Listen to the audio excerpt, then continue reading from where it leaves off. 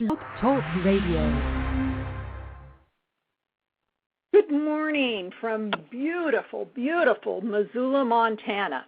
I'm so grateful that you joined us today. We're going to be talking about confidence again, and it's because you have been drawn here because of a specific need, a quandary, or a problem, and I'm hoping that you will allow us to share some non-judgmental advice, some suggestions that we've learned from working with families just like yours all over the world.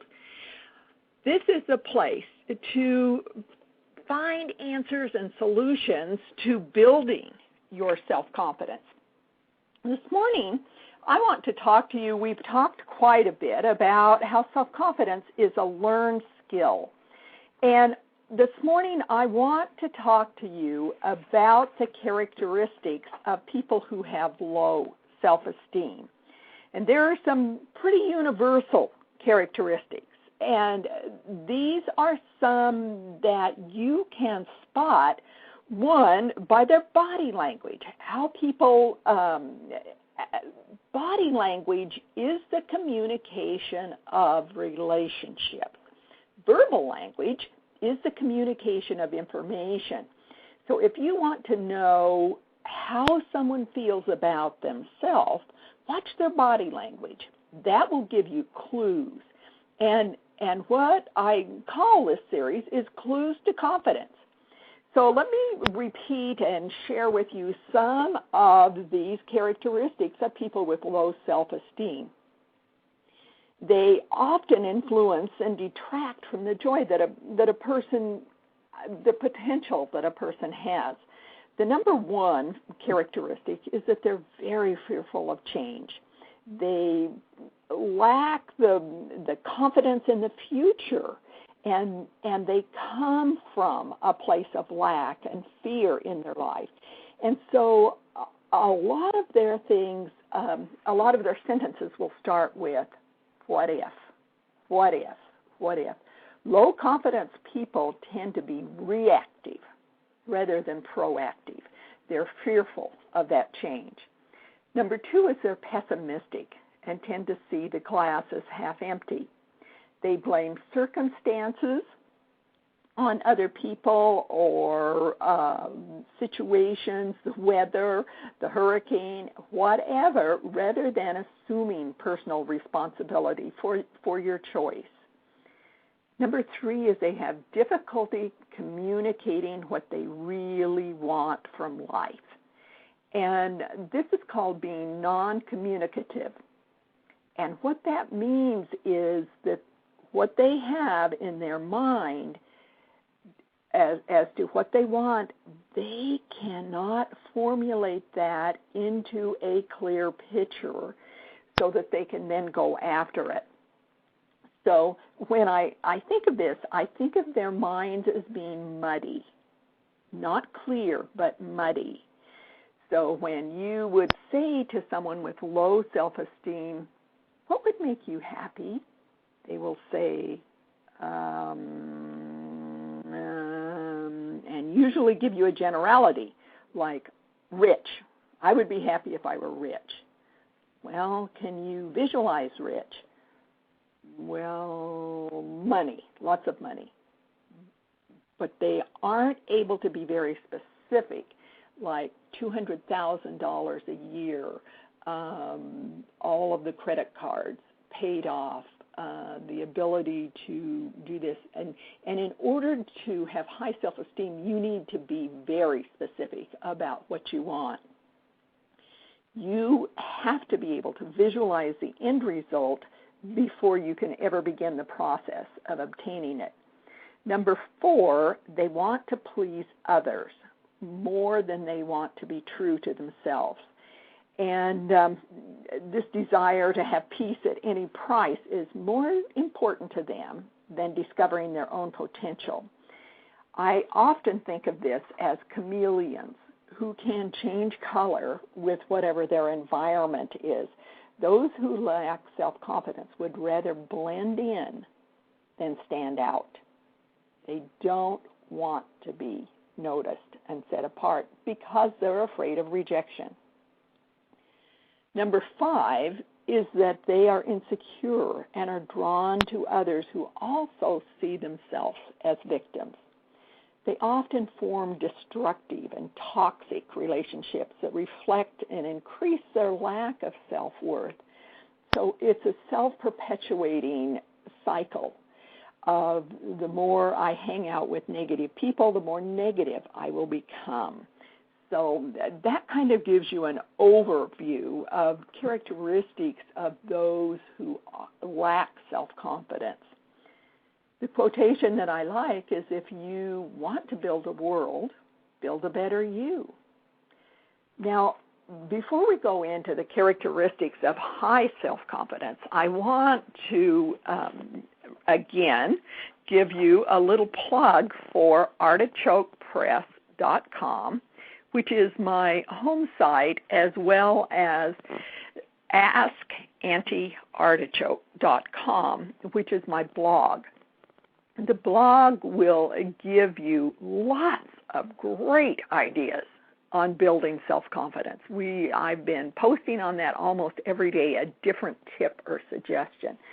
So once again, I would really invite you to go to www.askantiartichoke. And anti is a term of love and warmth and wise woman that many of us in the West use, and it's AUNTIE. Artichoke is my logo, and it is because to find the heart of the artichoke, you have to really use 2 methods, warmth and patience. And artichoke is spelled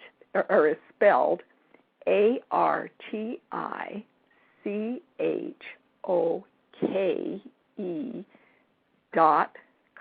Oh, I apologize. It's Artichoke Press, PRESS.com.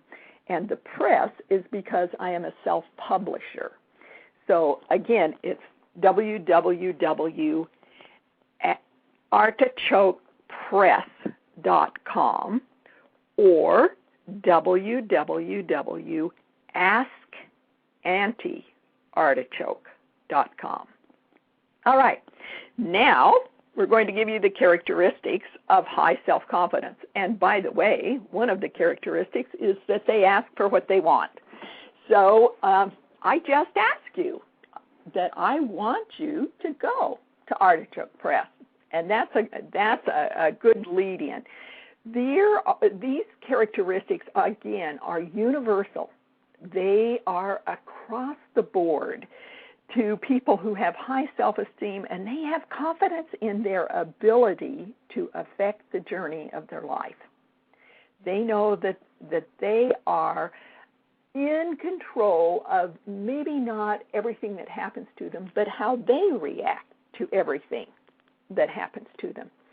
The number one thing that is so important is that people with high self-confidence are very ambitious. That doesn't mean they're greedy. It doesn't mean that they'll step over someone's dead body to what they want. Doesn't mean they're corporate climbers. It means they're ambitious because they want more from life than existence or survival. They can envision themselves in better circumstances and surroundings. So ambitious means wanting more. They are goal-oriented. They seek a challenge in completing and setting new goals for themselves. Doesn't have to be vice president of IBM. It could be pulling all of the weeds in this row of my garden.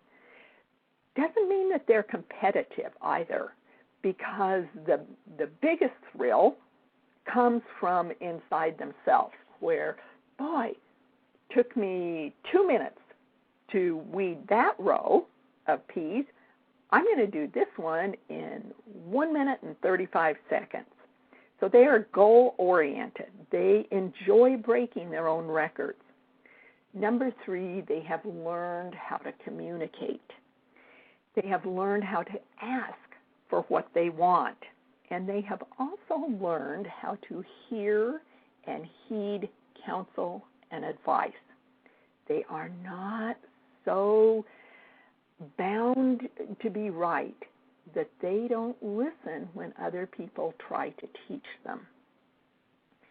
And they are loving and kind. Those people who have good inner self-images form nurturing relationships, not toxic ones. They've learned to detach from relationships which inhibit them or eat away at them. They've learned to determine which ones are nurturing and which ones are toxic, and to feed and grow the nurturing ones. They're attractive and open to others. Now, once again, when I said ambitious, I didn't mean greedy. And when I say attractive, I don't mean beautiful.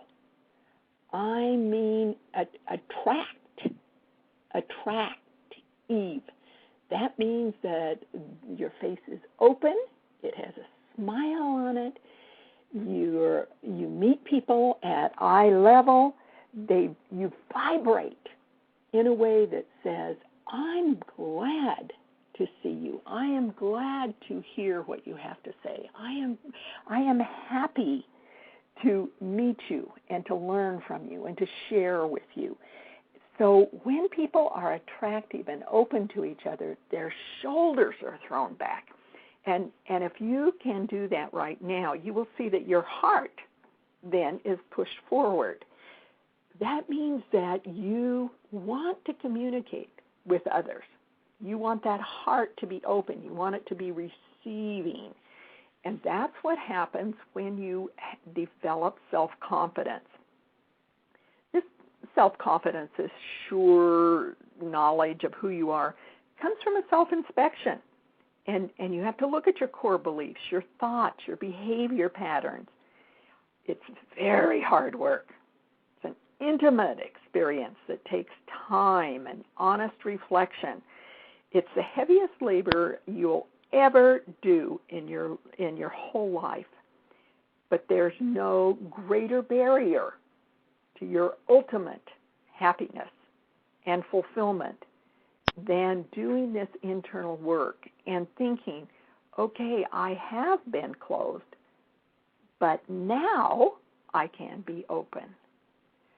I have been hanging out with toxic relationships and maintaining toxic relationships, but now I choose to not do that.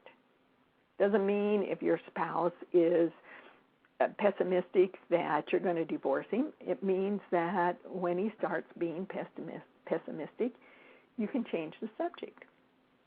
You can say, I can see how you would feel that way, but have you noticed how great it is outside? Come on, let's go for a walk. I love you, and I appreciate you coming and sharing this time with me.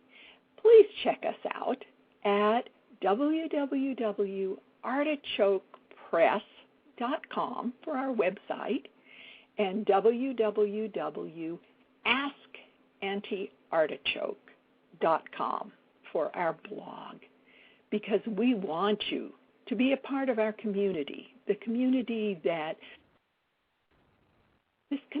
of fine, helpful, kind, loving, and confident people who want to support each other and build. This is Judy H. Wright from beautiful Missoula, Montana, signing off and looking forward to hearing from you next week. If you have specific questions, write to me, Judy at Artichoke Press, and I will love to answer them on the radio. If there's anything that I can do to help you to build your confidence, let me know, Judy at artichokepress.com. Thank you.